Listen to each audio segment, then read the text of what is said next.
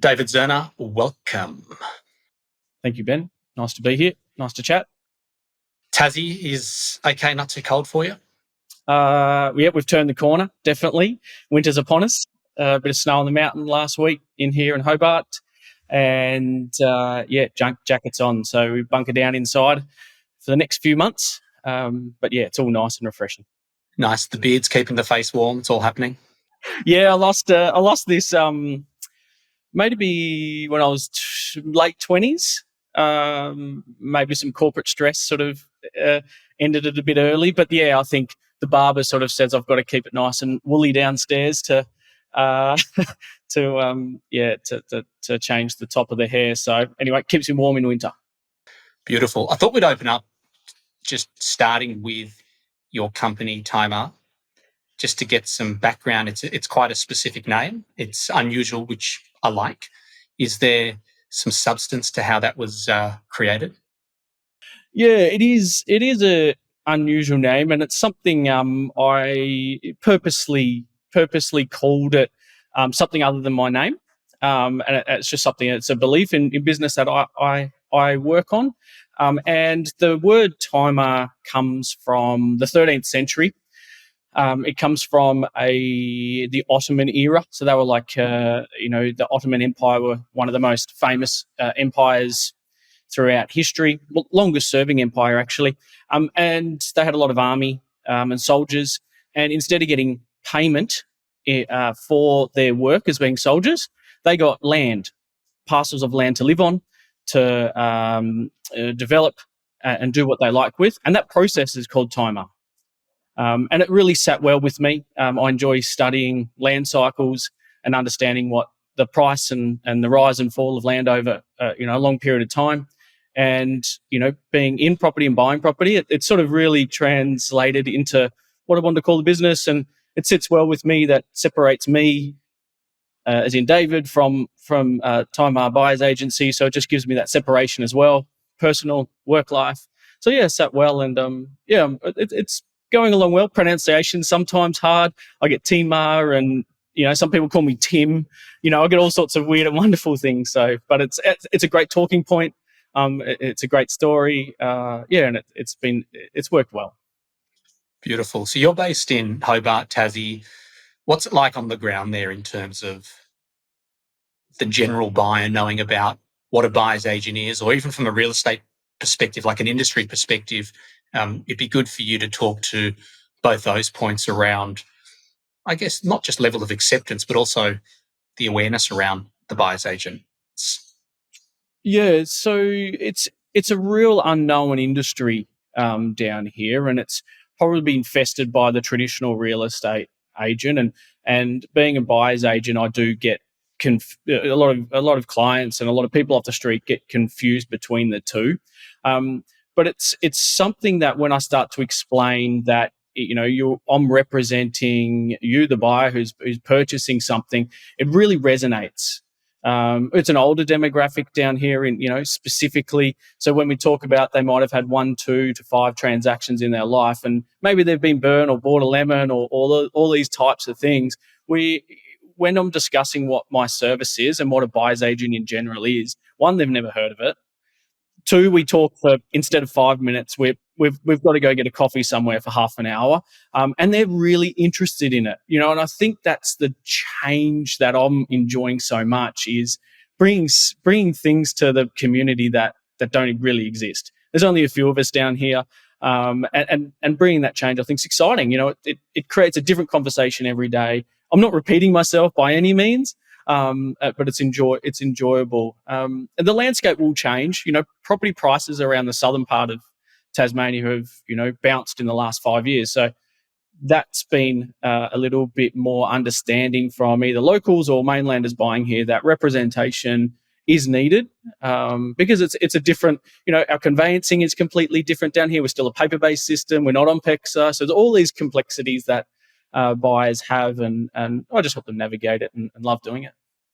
Fantastic. That's awesome. And from a real estate agent perspective, are they quite receptive to it? How do they feel? Yeah, there's a real diverse understanding there. So a traditional, probably, stable mate of the industry for 20 years It's an interesting concept for them to overcome, and I enjoy those conversations and those challenging conversations as well.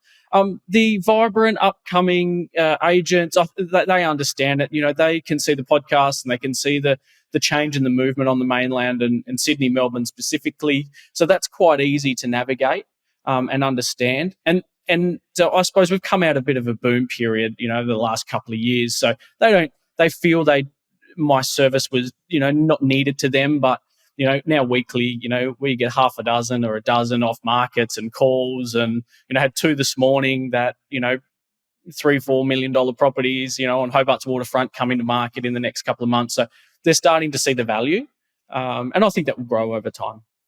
David, what's your background professionally? Like, where, if at a high level, you can just maybe just make a mention around, like, where you came from and what you've explored. Yeah, I worked in retail. I actually followed my father's footsteps. We both worked in retail in a sort of a management positions. I worked sort of up the east coast of Australia. Ended up working in Cairns. Led hundreds of people.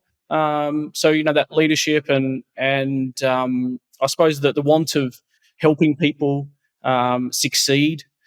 Traditionally, we'd employ people from the age of 14 all the way up to sort of 60, 65, 70. So I was fortunate as a young age to be able to lead a diverse range of people, and it was it turned into a real passion of mine to sort of instill vision into people's lives about yes, they might have been working in what some people might call a scummy retail job, but it was you could instill into them that they could overcome what they're in now and look my philosophy is life's a journey, not a destination. So around that, it's about sort of working day to day with them, understanding them, and putting plans in place for their life. And that's what I could do with hundreds of people over the journey in retail. And it really instilled good business acumen. Working for or frankly Australia's largest retail corporation. So we were fortunate enough to have a lot of resources, and I learned a lot from.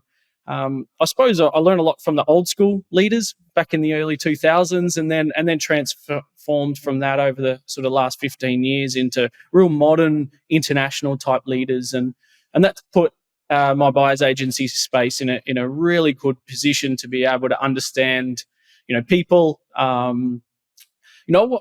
People say, oh, you're in a sales role. I specifically never really was. Like, I never really had to sell anything. I was more in a leadership role where I had to lead people for success and for enjoyment and love of their job. So I think, that coming to a buyer's agency and the selling side of things, I've always had maybe a gift to be able to understand people and what situation they're in, and then I can help them through it, or be really honest and frank, and I can't help them through it, or I can push them to somebody who can. So that's helped me in my business here. And but yeah, that's a little bit about my sort of upbringing around working life. My wife and I also started a small business a decade ago, which she still runs now. And again, that's another thing that's helped me start my buyer's agency, what in its current form now. Beautiful. Yeah, it seems like with your role in retail, a lot of transferable knowledge and skills that you've developed over those years. I'm sure you're injecting those, and it's been very helpful for you to leverage into your, obviously, new buyer's agent business. That's great. So when did you get your first taste for property? What did that look like? What did it feel like? I probably, without let's say without the purchase, I think it stems from my dad. I think that's where I really probably deep down, and they got bit hard in the early 90s, which a lot of people did in property, and them being in their late 20s at that stage, it really lowered the risk profile. But that didn't stop the communication. I think my parents really showed me and was really positive around what property is and what it can do. I got into a young guy, into my cars, and I got into a sticky situation when I was, probably 20, 21. Got in a fortunate stage. I got my car stolen, and had 40,000 in negative debt at that stage. And my dad sort of come through and said, let's buy yourself a house. Like, let's save up the money. There were some grants there, and save up some money and buy a house. And I think that was really the catalyst of changing my life around, okay, all right, that put a peg in the sand. I could start to move forward and focus on some things. And then so that was sort of in the 2000s, and then it was sort of in the last sort of 5 to 10 years that my wife and I started to go, all right, let's see what this property investing thing is around. I had some really good connections in Hobart here, and you could see how fruitful their life was. And not only that, is that they could spend time with their family, they could spend time with their friends, and it didn't have to be every day, but most of the people who I was surrounding myself were maybe 20 or 30 years older than me, and they always said yes when I asked, have you got time for a coffee? Yes, and that stemmed into why. So asking the questions why, and they had a large, they might have owned a couple of commercial properties or had a large residential portfolio. So that really triggered the process around, funneling our business income into growing a property portfolio, and it sort of really through my hobby of studying land cycles and the rise and fall of land price. Property was really ingrained to me over the last probably 10 years, and then a lot of people knew that was a passion of mine, and I probably hid it at the start, threw it under the rug, and you're a bit nervous, and you're doing things right or whatever. But over the last probably 4 or 5 years, I've vocally tell people, and that's probably a little bit of a passion of mine. Or money shouldn't be a taboo subject anymore. We should be able to be open and honest with each other about things, and that's what I started to be. So people could see that in myself and my family and my wife around. That's what we did. People started to come to us, and me for what should I do here, and family and friends would try and get advice about, direction and avenues, and I really loved it. I love doing that. It combined two of my loves in life, is helping people and visions for the future and setting themselves up for life success, and a vehicle to do that, i.e. property. So that's sort of how it came together, and over what's that 30 odd year journey, I think that it's sort of built up to what it's been in the last few years. Do you remember the time, like looking back, where you decided or you made the call that you wanted to become a buyer's agent? Yeah. It was a while ago. It was quite a while ago. Maybe I mentioned my wife, so 4 or 5 years ago. I was privy to some things that were happening in the United States, so I could understand what that sort of buy side was happening over there, and you could see it sort of festering here in Australia. And me being me, put a plan and a vision in place, and knew I had to incrementally put the steps in place to be able to start it successfully, and make sure, like any business, it affects not only me but my 3 kids and my wife and my greater network that I. So I put those plans in place, and I came across your program, and I think that's what I was really looking for.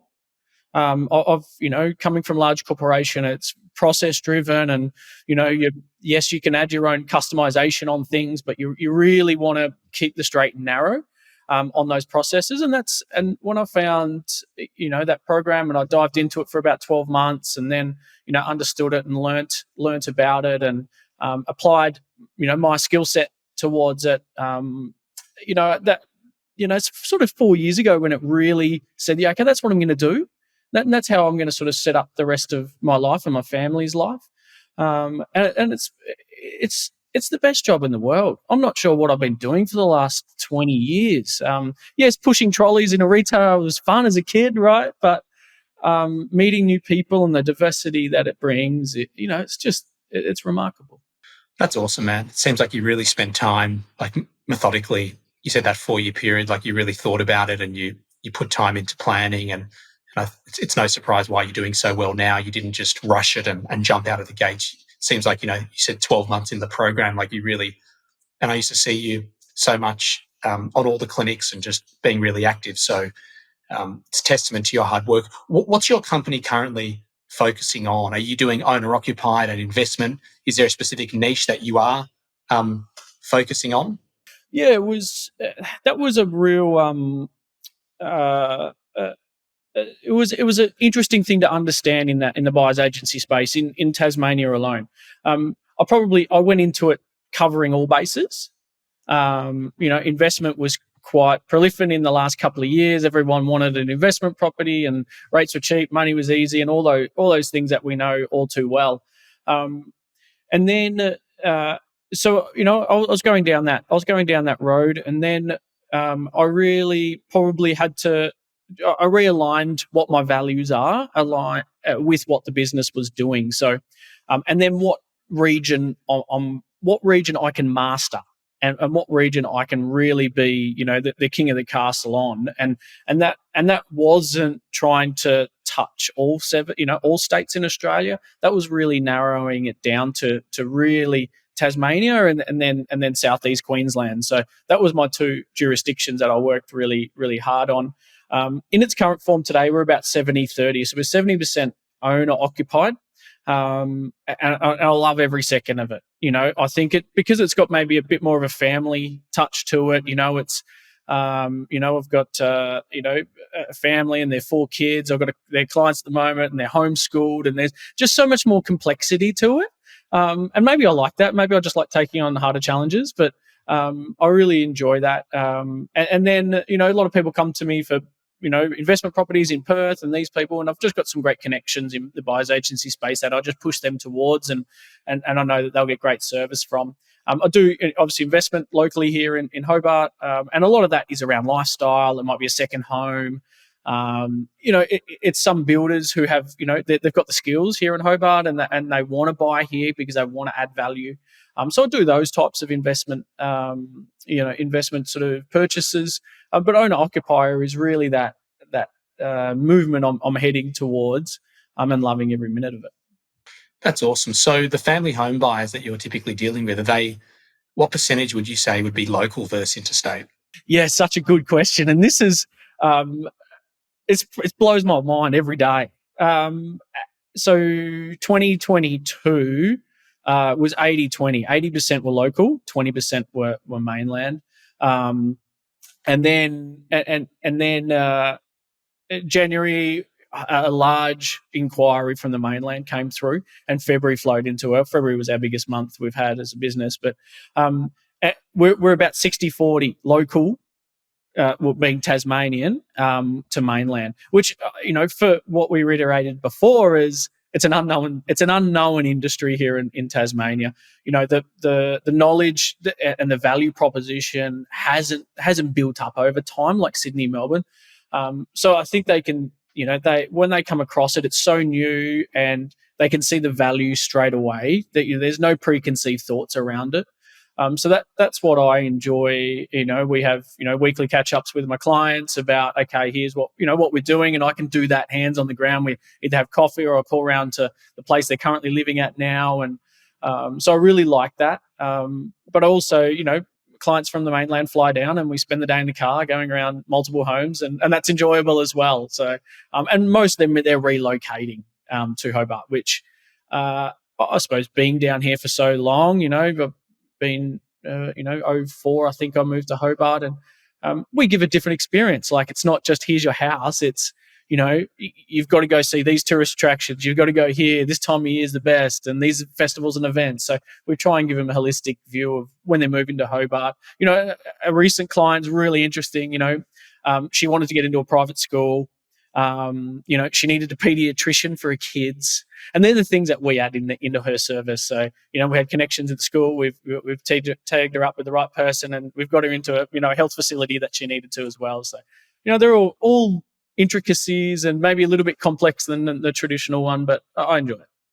That's fantastic. What's the typical time frame? I mean, you might know this, or you can just give a round number from when a client signs up with you and engages with you to when you actually buy them a property in exchange.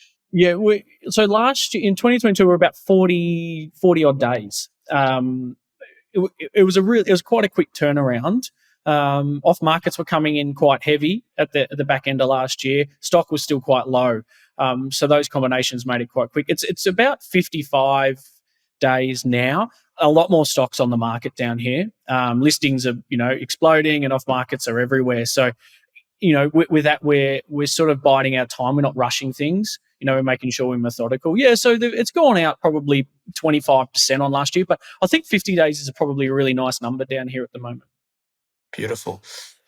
David, where can people find you if they want to just learn more about Timar? Yeah, two mains. My website, so www.timar.com.au. All the information's there, and you can book in a call to chat at any time. And then Instagram, I suppose, is my social and my main focus around that. So it's by Timar Buyers Agency, so you can look me up there and say hello anytime. And then obviously the network we build in the Facebook group on BAI with the group. A lot of chats there and a lot of communication through the Facebook. So that's really wonderful, and anyone can reach out there as well. Fantastic. Well, I've enjoyed talking with you. You're very humble. You're very authentic.